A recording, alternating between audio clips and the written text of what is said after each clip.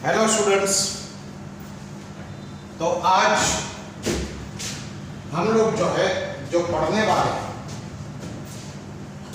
वो एनटीएससी का आप लोगों के पास वर्कशीट नंबर 1। लास्ट लेक्चर में हम लोगों ने मैग्नेटिज्म की थियरी पढ़ी थी, है ना। और आज हम लोग जो पढ़ने वाले हैं वो आपके पास इलेक्ट्रिसिटी एंड मैग्नेटिज्म, इसका वर्कशीट नंबर 1 को देखिए। उसमें क्वेश्चन नंबर 1 को देखिए क्या, a current carrying wire in the neighbourhood produces. तो suppose a current is flowing in this direction. ये वाला करंट जो है ना, it is made up of charges. ये चार्जेस को फ्लो करते हैं। सपोज ट्रेडिशनल करंट में हम लोग पॉजिटिव चार्जेस को मानते हैं और इलेक्ट्रॉनिक करंट में हम लोग इलेक्ट्रॉन्स को मानते हैं। मतलब जनरली इलेक्ट्रॉन ही फ्लो करते हैं, लेकिन पुराने जमाने में क्योंकि ये माना गया था कि traditional current is because of the positive charge का फ्लो, मतलब फ्लो ऑफ पॉजिटिव चार्ज। तो ये पॉजिटिव चार्ज फ्लो एक्चुअली नहीं करते। सच में बताओ, पॉजिटिव चार्ज फ्लो ही नहीं करते। Current is only because of the electrons. लेकिन क्योंकि ये पुराने जमाने में माना गया था कि ये करंट जो है it is because of the positive charge का फ्लो जो होता है उसकी वजह से, तो ये वाला करंट अगर हम लोग मान लें कि पॉजिटिव चार्जेस से है, तो ये अपने आसपास इलेक्ट्रिक फील्ड भी प्रोड्यूस करेगा ना। बताया था ना मैं आपको, पॉजिटिव चार्ज अपने आसपास इलेक्ट्रिक फील्ड को प्रोड्यूस करेगा, और ये करंट जो है ये अपने आसपास मैग्नेटिक फील्ड को भी प्रोड्यूस करेगा। मतलब flowing current not only produces the electric field but it also produces a magnetic field. आपको पता है कि मैग्नेटिक फील्ड कैसे प्रोड्यूस होती है, तो लास्ट टाइम का लेक्चर आपने देखा होगा, है ना। लास्ट टाइम का लेक्चर आपने देखा होगा कि if a current is flowing, तो वो ऑर्स्टेड ने क्या मेजर किया था कि यहाँ कर जो आपके पास मैग्नेटिक नीडल है ना, वो डिफ्लेक्ट कर रही है। तो मैग्नेटिक नीडल कब डिफ्लेक्ट होगी, जब इसके आसपास मैग्नेटिक फील्ड प्रोड्यूस होगी। सो ये वाला आपके पास पॉजिटिव चार्जेस, ये वाला not only it produces electric field but it also produces a magnetic field. तो यहाँ पर आंसर जो आपका पास आ जाएगा वो आपके पास आंसर नंबर 3 आ जाएगा, electric and magnetic field. The current which is flowing in the wire is not only produces the electric field but it also produces a magnetic field. So answer 3 जो है वो correct है। A magnetic north south is placed along the axis of a circular coil. The magnet is moved away from the coil. It induces the current in the coil. अब देखिए, मैंने आपको theory में पढ़ाया था। थियरी का अगर लेक्चर आपने नहीं देखा है तो आप उसको थियरी के लेक्चर को देख लीजिए। यहाँ पर नॉर्थ और साउथ ये है आपके पास bar magnet and the magnet is moving away. तो मैग्नेट इज मूविंग अवे, तो ये जो है ना, इसके अंदर करंट ऐसा प्रोड्यूस होगा जो इसका ओपोज करेगा।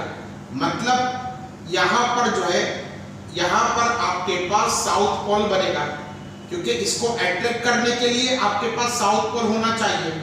क्या कह रहा है लेंस का law of lens is that the current produced in the coil is always opposing the very cause of its production. तो यहाँ पर जो मैग्नेटिक फील्ड है, यह मैग्नेटिक फील्ड आपकी ये डायरेक्शन में आपके पास यहाँ से कॉइल से एसोसिएटेड है, तो इसको दूर जाने से रोकने के लिए ये अपने आप को साउथ पोल बना लेगा। और साउथ पोल बनाएगा तो आप देख रहे हो किस डायरेक्शन में करंट फ्लो कर रहा है। देखिए, साउथ पोल अगर आपके पास बना तो ये वाला साउथ पोल जो है आपको ये डायरेक्शन में करंट को प्रोड्यूस करेगा, एंड ये डायरेक्शन जो है वो आपके पास है बेटा क्लॉकवाइज डायरेक्शन। तो यहाँ पर जो है आपका ऑप्शन नंबर 2 जो है वो करेक्ट है। मतलब it will produces the current which is clockwise in nature। अब क्वेश्चन नंबर 3 को देखिए। क्वेश्चन नंबर जो है वो 3 को देखिए। क्वेश्चन नंबर 3 जो है ये वाला मैं पढ़ रहा हूं अभी कि if a current and resistance through the wire is increased by 100%. That is, if a current initially it is I और उसको हम लोग जो है उसको 100% कर रहे हैं, इंक्रीज कर रहे हैं. देखिए, current and resistance through the wire is increased by 100%, then the heat generated through the conductor will increased by. तो चलिए, रेजिस्टेंस पहले R था, तो अब जो है हमारे पास 2R आ गया है. अगेन क्वेश्चन पढ़िएगा बेटा. If a current and the resistance through the wire is increased by 100%, then heat generated through the conductor will increase by. तो पहले हीट कितनी इंक्रीज हो रही थी? तो H1 is equal to I square R, है ना? ये वाली हीट इंक्रीज हो रही थी. अब हीट कितनी इंक्रीज हो रही है? तो ये वाला आपके पास आ जाएगा यहाँ पर I square R. Let me write like this, I1 square R1. So if I put the values of I1 as I and R1 as R, और यहाँ पर आपके पास कितना हो जाएगा? I2 square into R heat produce. तो ये वाला कितना आ जाएगा? 2I का square into we can say 2R, I2 R2. तो ये वाला कितना हो जाएगा? 4I square into we can say 2R. तो ये वाला हो जाएगा 8I square R. मतलब 8 टाइम्स आपके पास H1 आ जाएगी. मतलब जो है ये आपके पास current and resistance through the wire is increased by 100%, then the heat generated through the current will be increased by 8 times. मतलब ये आपका ऑप्शन नंबर 2 जो है वो आपके पास करेक्ट है. फिर आपके पास देखिएगा नेक्स्ट क्वेश्चन जो आपके पास बन रहा है, क्वेश्चन नंबर 4. क्वेश्चन नंबर 4 को देखिएगा बेटा, सब लोग पढ़िएगा क्वेश्चन नंबर 4.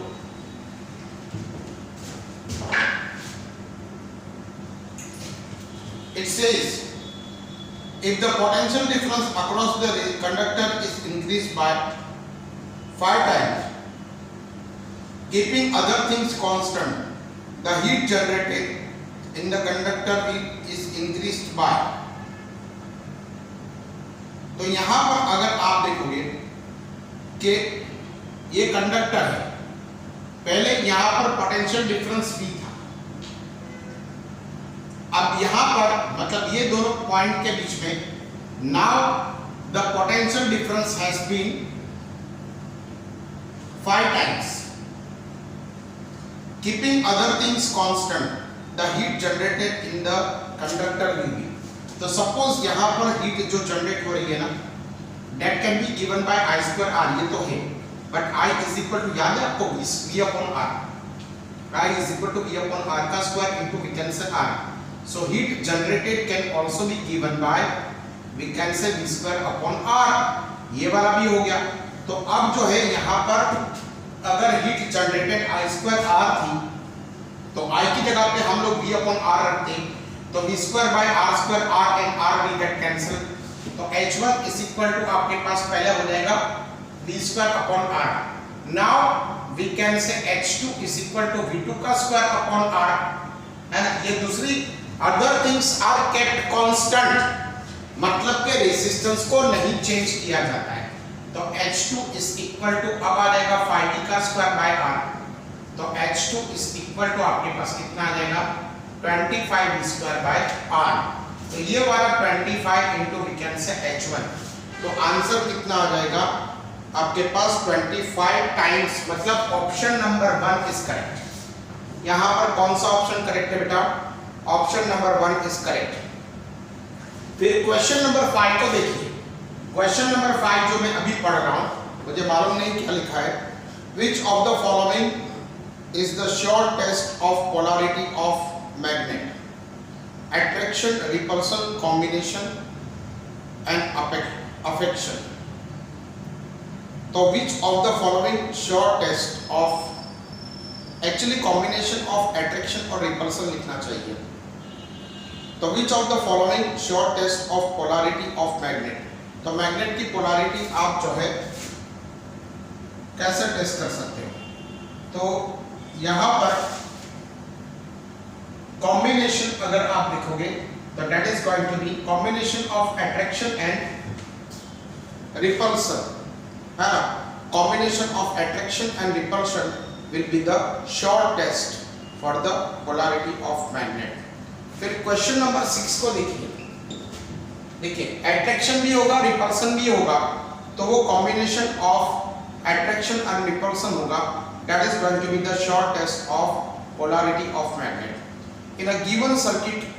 Question number 6 को देखिए, in a given circuit of voltmeter shows a reading of 4 volt, then the power developed across resistance R will be equal to 15. आपके पास बहुत सारे यहाँ पर आपके पास, तो in the circuit voltmeter shows a reading of 4 volt, then the power developed.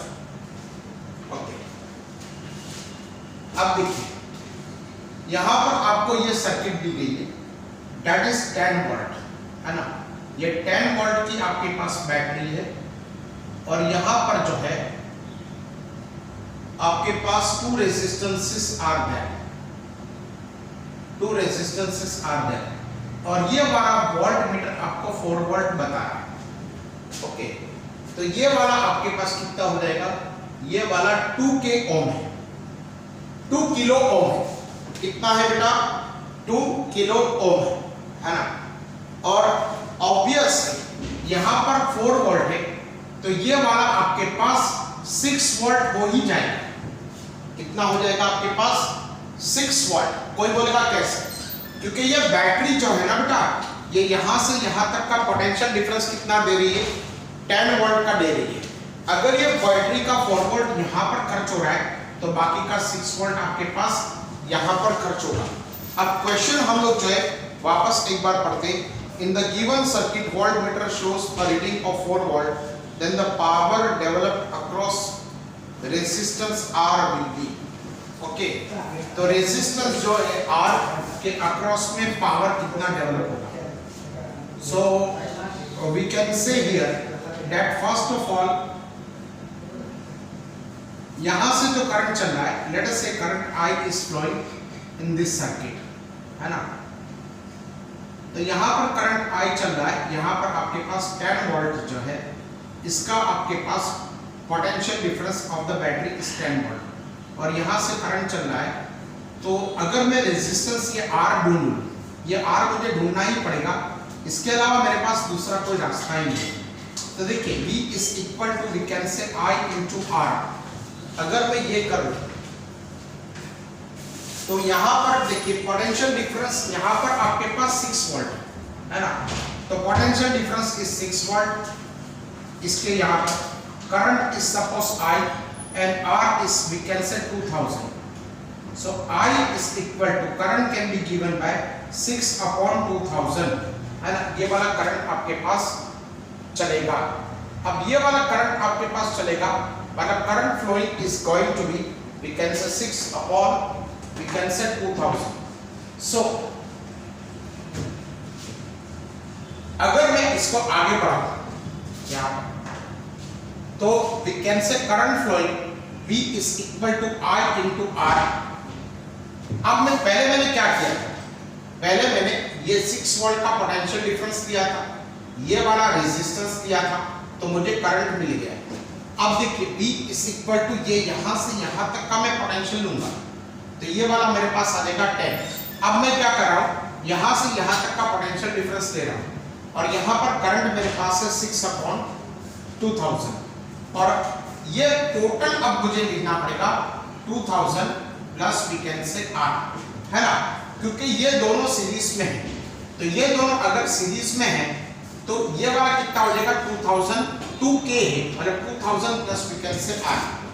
सो ये वाला 10 into we can say 2000 divided by 6 is equal to, आपके पास क्या आ जाएगा 2000 plus we can say R।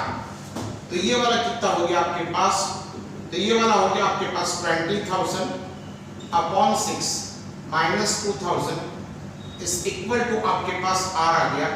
तो अब जो है ये मेरे पास कितना आ जाएगा 20,000 माइनस 12,000 इज इक्वल टू, मेरे पास आ गया R, ठीक है ना।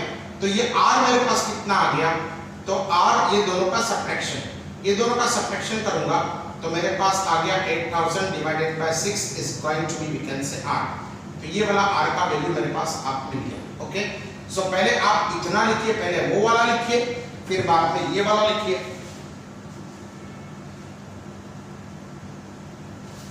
मिटा दूं? चलिए, ओके डन। तो ये वाला मेरे पास कितना आ गया? तो ये वाला मेरे पास आ गया 8000 divided by R ohm is going to be the resistance of R. Now they are asking us to find out. Now they are asking us to find out. क्या वो पूछ रहे कि the power developed across R. तो power developed across R is equal to V square divided by R. ठीक है ना? तो P is equal to V.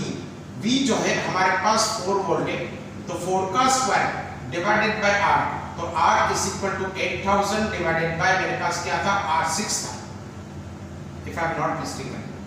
तो ये वाला आपके पास हो जाएगा 16 multiply by 6 divided by we can say 8000। अब यहाँ पर जो है ये हम लोग कैसे लिखेंगे? 8 1 जा 8 है ना, और 8 2 जा 16, so power is equal to 12 divided by 1000, so power is equal to 12 into 10 raised to minus 3। 10 raised to 3 का क्या मतलब हुआ? 10 raised to minus 3। so यहाँ पर जो power डेवलप होगा ना, that is going to be 12। 10 raised to minus 3 का मतलब होता है मिलीवॉट, ये होगा मिलीवॉट। हाँ, अच्छा, कैपिटल M लिखोगे ना तो ये वाला मेगा होगा, ये वाला मेगा होगा। Mega, mega means 10 raised to 6 and milli means 10 raised to minus 3। so your option number 3 is correct one। तो यहाँ पर आपके पास ऑप्शन नंबर कौन सा करेक्ट है बेटा? 3 वाला जो है आपके पास ऑप्शन नंबर करेक्ट है। Okay, so right it down, इतना लिखो। फिर हम लोग क्वेश्चन नंबर 7 पे बढ़ते हैं। वीडियो को पॉज करके आप इतना लिख लीजिए।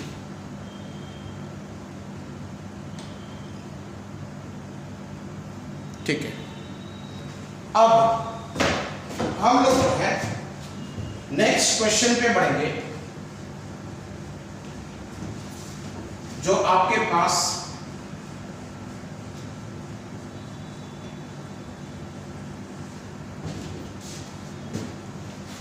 Question number 7। क्वेश्चन नंबर आपके पास 7। The potential difference between 2 points when 1 joule of the work done is to be done to move a charge of। तो आपने पढ़ा होगा बेटा क्वेश्चन नंबर 7 को कि here you are given 2 points A and B, है ना। They are asking us to find out the potential difference between these 2 points. If you require a work done of 1 joule to be done on the charge of 1 coulomb when this charge is to be moved from A to B, है ना। तो यहाँ पर आपके पास W is equal to V into Q, ये वाला formula है ना आपके पास, या आप इसको डेल्टा भी लिख सकते हो। ओके, डेल्टा मींस डिफरेंस, ये वाला है ना, इसको हम लोग कहते हैं डेल्टा। डेल्टा का मतलब होता है डिफरेंस, इसका मतलब होता है बेटा डिफरेंस, है ना। तो ये डेल्टा V into Q, तो W is equal to 1 और यहाँ पर delta V is unknown to us and Q is going to be 1, so we can say 1 upon 1 is equal to delta V।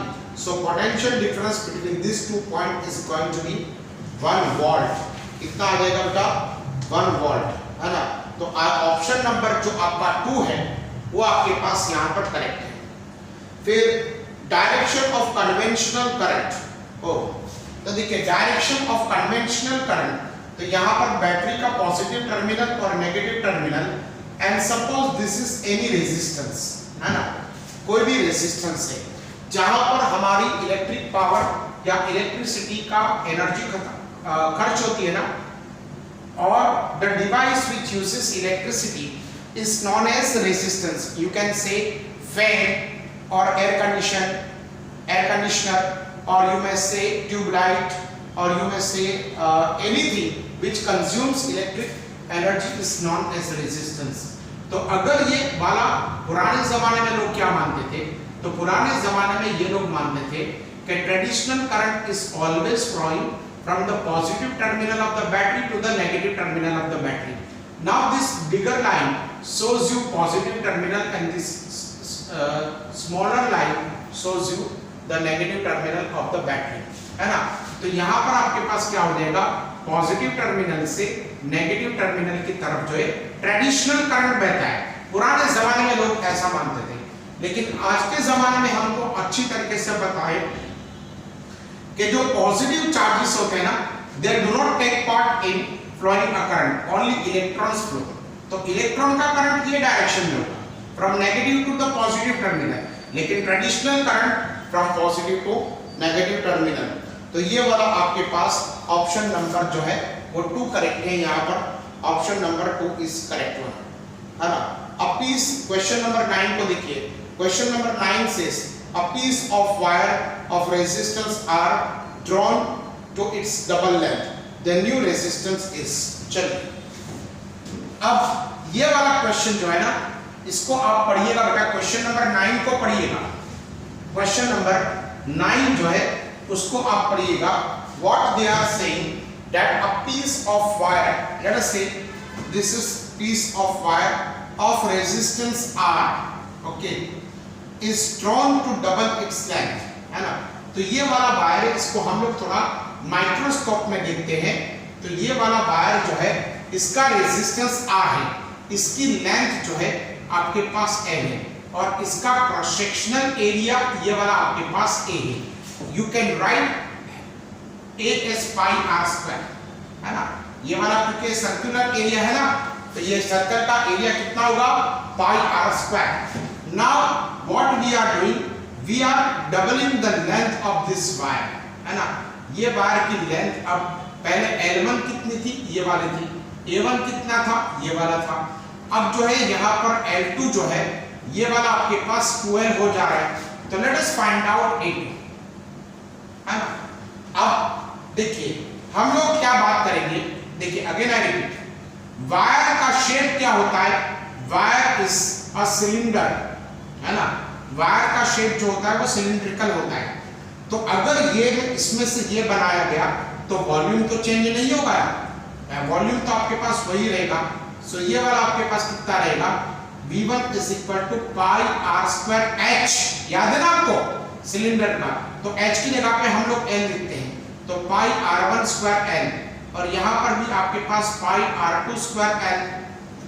Late us से ये वाला आपके पास radius इसकी R1 है, तो ये वाला रेडियस इसकी R1 है, और यहाँ पर इसकी रेडियस जो है आपके पास R2 हो जाएगी, तो ये वाला आ जाएगा pi R2 का स्क्वायर, ठीक है ना। तो ये वाला आपके पास pi R1 square L1 is equal to pi R2 square L2। इसकी लेंथ पहले कितनी थी L1, अब कितनी हो गई है 2L, तो इसका एरिया भी, तो ये वाला pi R square, late us से A1 L1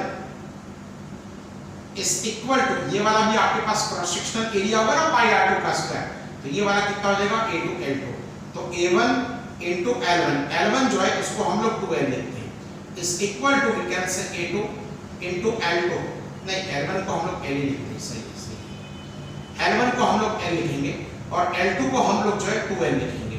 तो यहाँ पर क्रॉस सेक्शनल एरिया पहले कितना था, A था, है ना।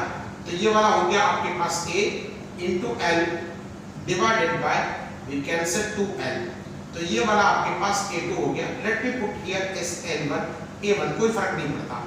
अब ये L और L कैंसिल हो गया, तो अब ये जो क्रॉस सेक्शनल एरिया होगा ना वो पहले से आधा हो जाएगा, पहले से आपके पास क्या हो जाएगा, आधा हो जाएगा। Okay, understood. क्या कर दिया हम लोगों ने क्वेश्चन नंबर 9 के अंदर, तो यहाँ पर pi R1 स्क्वायर इसका क्रॉस सेक्शनल एरिया था, और A1 L1 is equal to A2 L2, तो A1 into L is equal to A2 into 2L, 2L को हम लोग इधर लेके आएंगे, तो ये वाला एरिया क्रॉस सेक्शनल एरिया पहले से आधा हो जाएगा। Now we know that R is equal to rho L1 rho L upon A।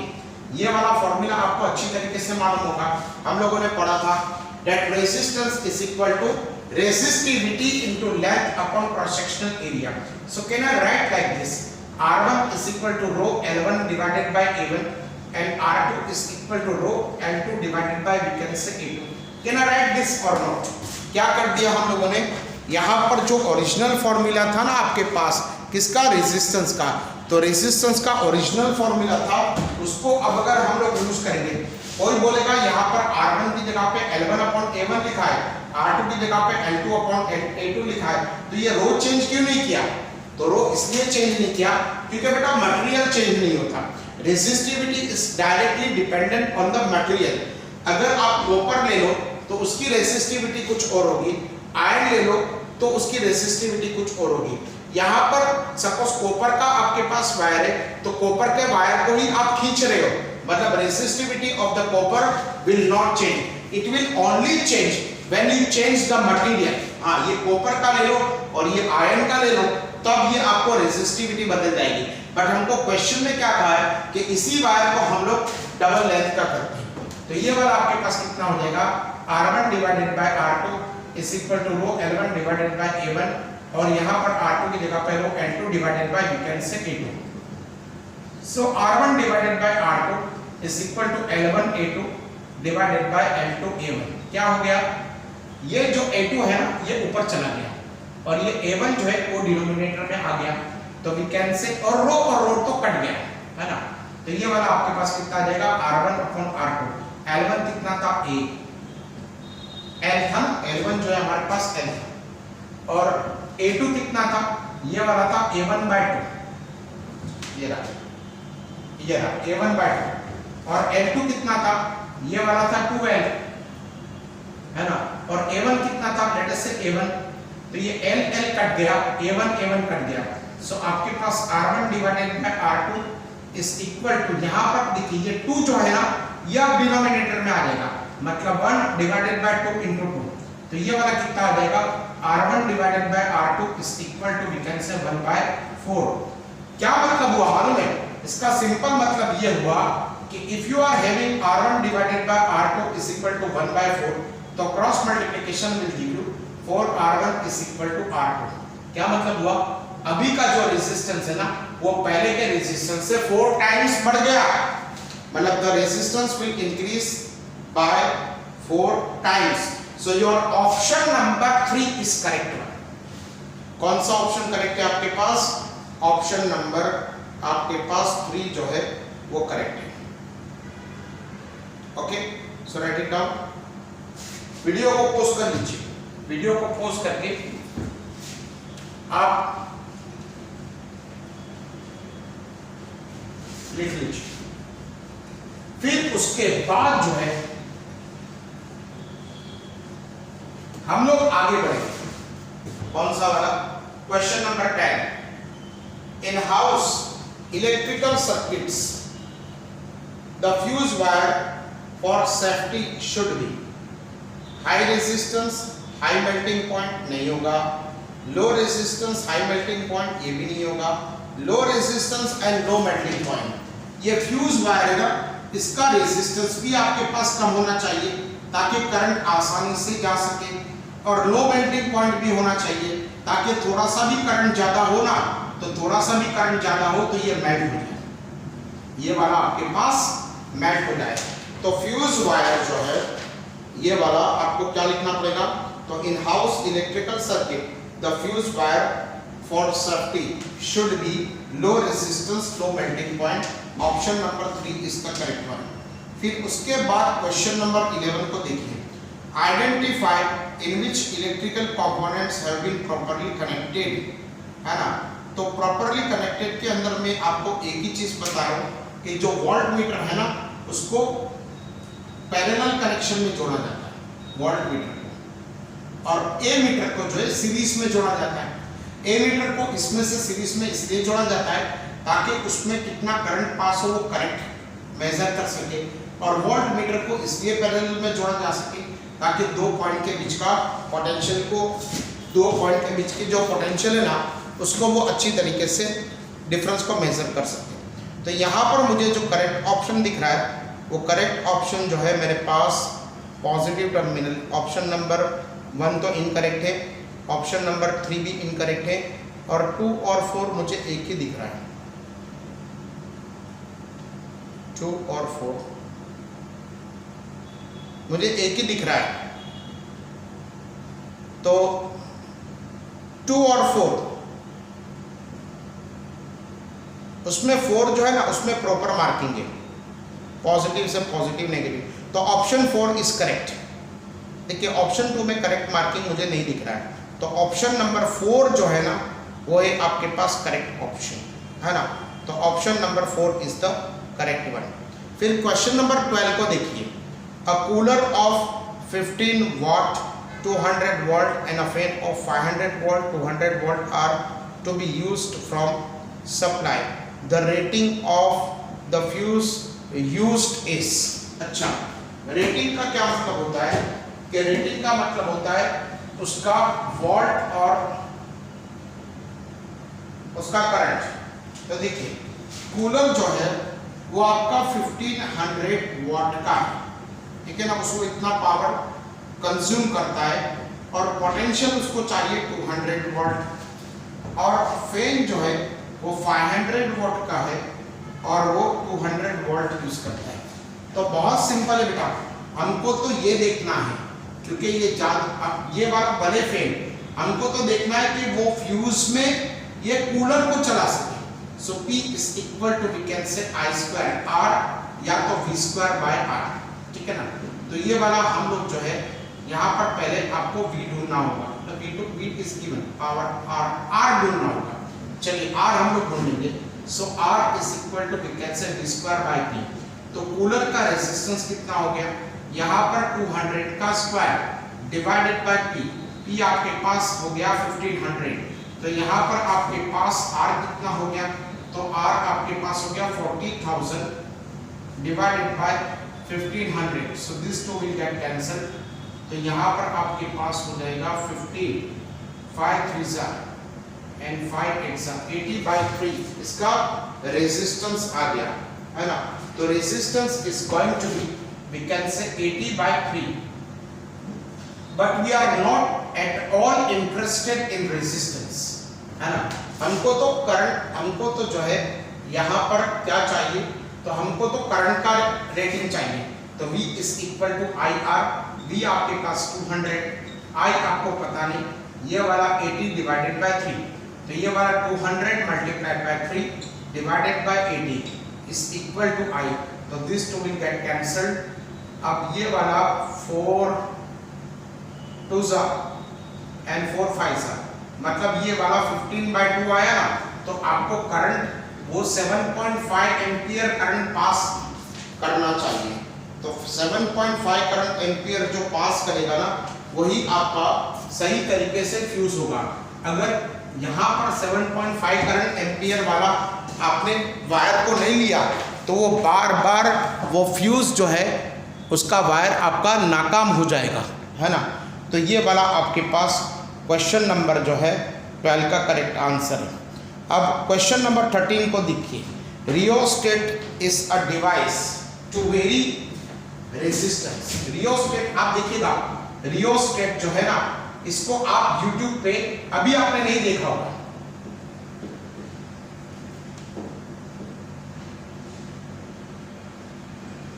ये वाला रियोस्टेट जो है ना, ये आप उसकी इमेज देख लीजिए YouTube पे, ये आपके लेबोरेटरीज में आपको मिलेगा। It is a device to vary, आपके पास आ जाएगा रेजिस्टेंस, है ना। तो ये वाला रेजिस्टेंस वेरी करने के लिए आपके पास आ जाएगा।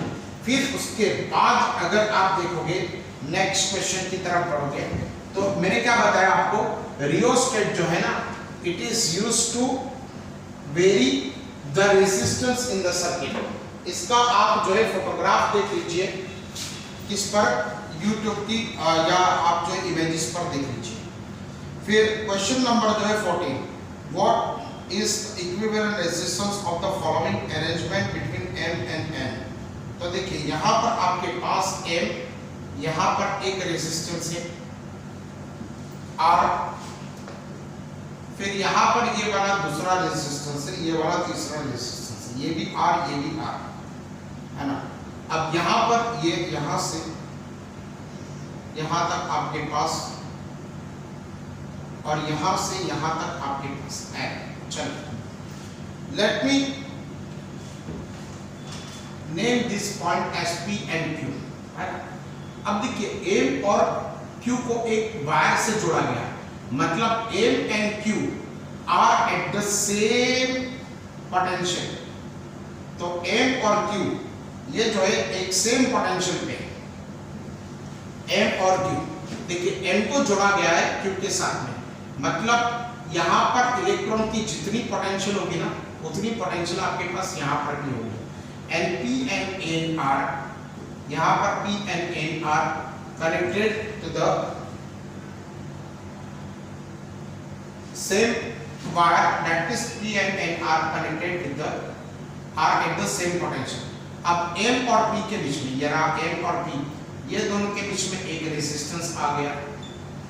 M और P के बीच में, M और P के बीच में एक रेजिस्टेंस आ गया। P और Q के बीच में, P और Q के बीच में दूसरा रेजिस्टेंस आ गया। P और Q के बीच में दूसरा रेजिस्टेंस आ गया, और Q और N के बीच में तीसरा रेजिस्टेंस आ गया, है ना। ये तीसरा रेजिस्टेंस किसके बीच में? Q और N के बीच में। तो Q और N के बीच में आपके पास तीसरा रेजिस्टेंस आ गया। तो बताइए इसका इक्विवेलेंट रेजिस्टेंस कितना होगा? तो ये तीनों तीन पैरेलल हो गए, तो तीनों तीन पैरेलल हो गए, तो 1/r is equal to, let us say 1/r dash, ये तीनों तीन का इक्विवेलेंट है हमारे पास r डैश।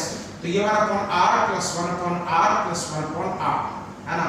यहाँ पर आपको जो है क्या करना है, स्टेप्स बचाने हैं। ये सारा के सारा लिखने की जरूरत नहीं है ना, क्योंकि आप बोर्ड के एग्जाम नहीं दे रहे या स्कूल के एग्जाम नहीं दे रहे, तो आप सारा के सारा लिख के बताओगे, ऐसा नहीं होता। तो यहाँ पर 1 + 1 + 1 मतलब ये 3 डिवाइडेड बाय r, तो r dash is equal to, we can say r/3। तो इक्विवेलेंट रेजिस्टेंस आपके पास कितना हो गया बेटा? r/3। ठीक है, तो आज हम लोग इतना ही रखते हैं, बाकी का हम लोग नेक्स्ट वीडियो में देखेंगे।